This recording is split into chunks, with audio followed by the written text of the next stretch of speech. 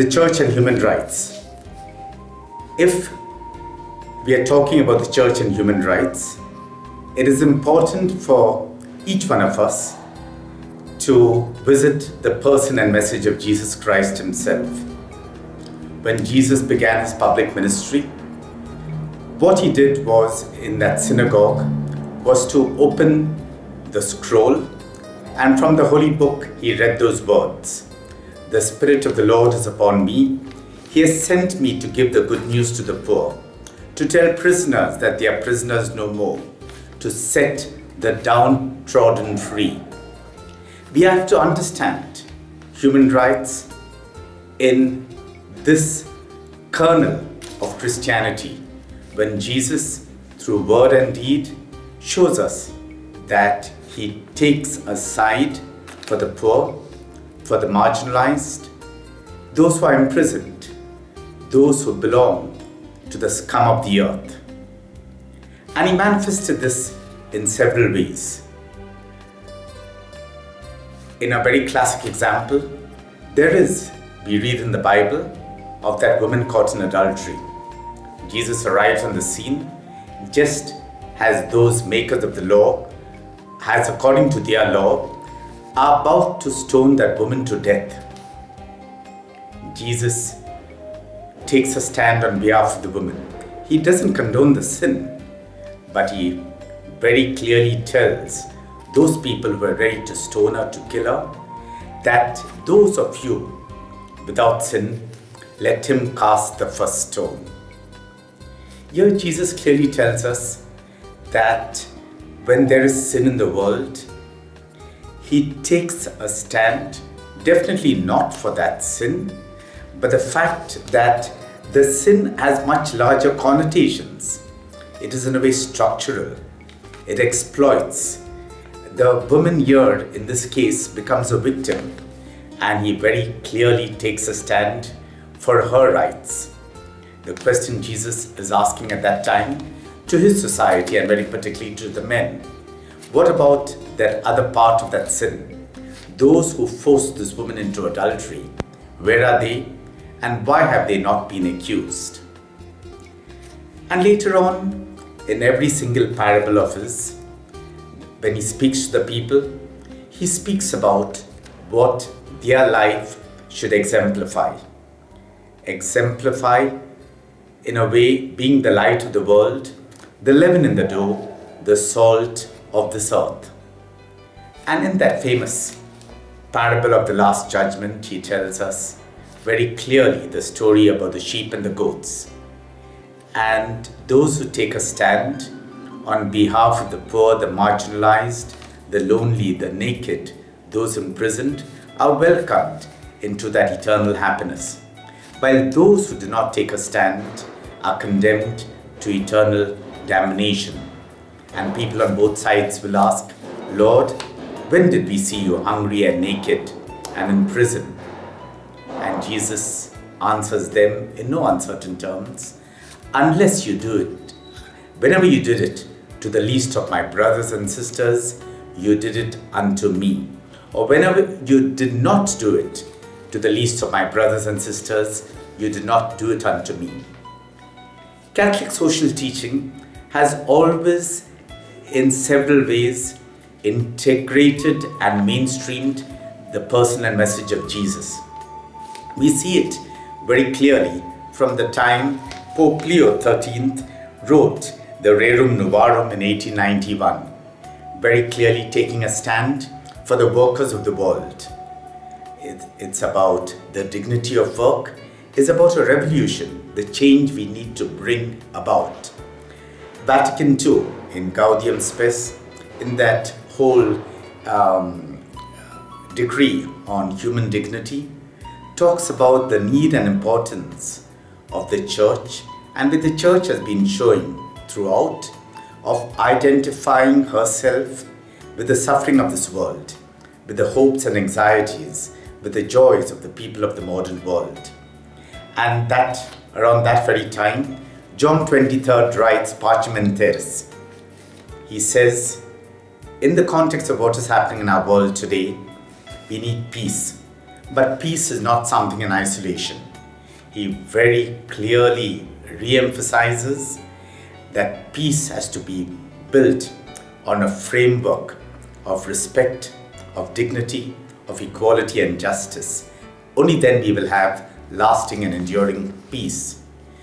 And over the years, the popes, through their various encyclicals, Pope John Paul II, on the occasion of Rerum Novarum, wrote Centesimus Annus about how important Catholic social is in taking a stand on behalf of those whose rights are violated. And then in our own times, Pope Benedict came out with two very important encyclicals, Deus Caritatis and Caritas in Veritate. In Caritas in Veritate, he again emphasizes the meaning of this word caritas.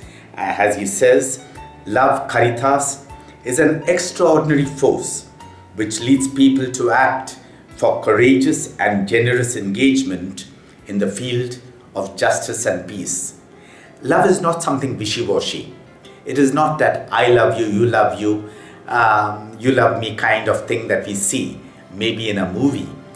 But it is something which is dynamic. It is something which is vibrant. It takes a stand. It is, as he says in Caritas in Veritate, a courageous engagement in the field of justice and peace.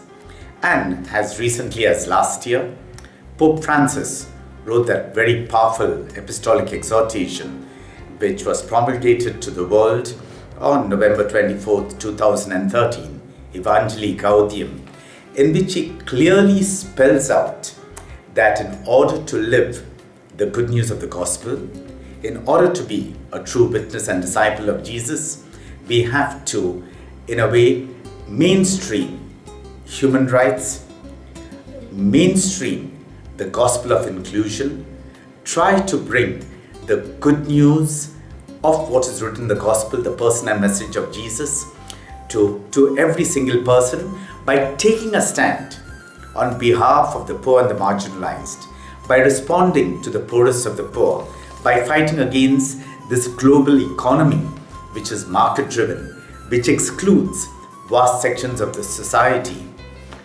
In our own times, we see that the Church has not only mainstreamed this, but several across the board have borne witness to human rights. We see it very classically in the life of Archbishop Oscar Romero, who was assassinated on the altar because he took on the powerful of his times. Just a few days ago, on November 16th, this year, we observed the 25th anniversary of Ignacio Ellacuria and the El Salvadoran martyrs who were killed there in El Salvador. They were running the Central American University, and they made no bones of the fact that the political dispensation of their country of that time, the military, were exploiting the poor and the marginalized. They researched, they studied, they were very vocal and visible about it, and took a stand.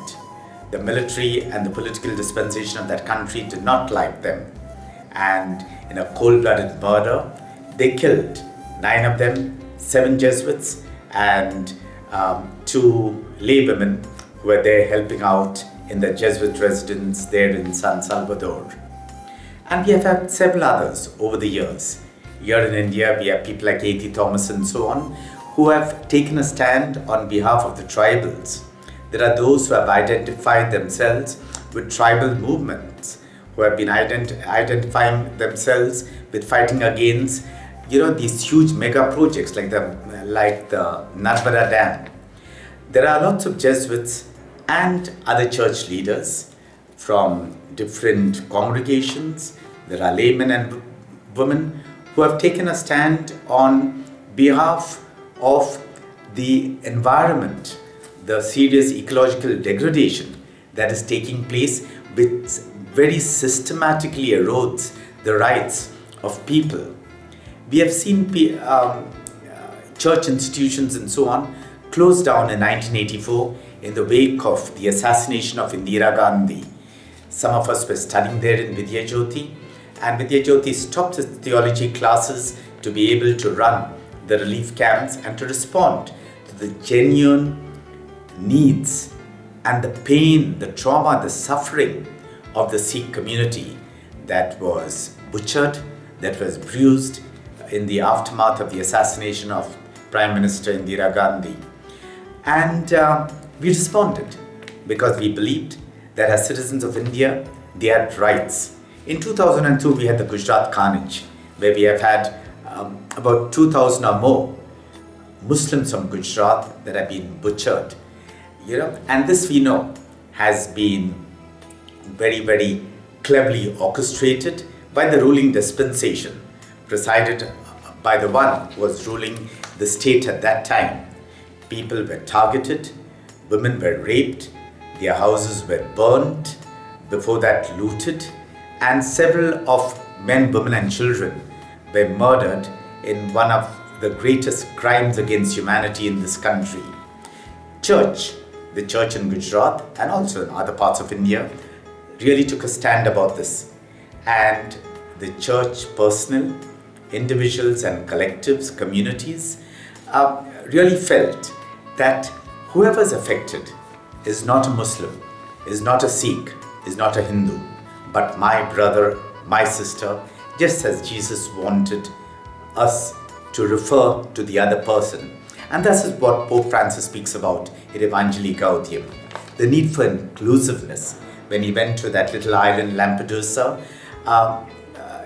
he says, doesn't it pain us when a mother and a little child lose their life while trying to illegally come from maybe the north of Africa into the shores of Italy? Doesn't it pain us? What has happened to our conscience, he's asking us. We have kind of deadened our conscience. And what the church constantly reminds us, that today to be a disciple of Jesus, to be his witness, we need to take a stand.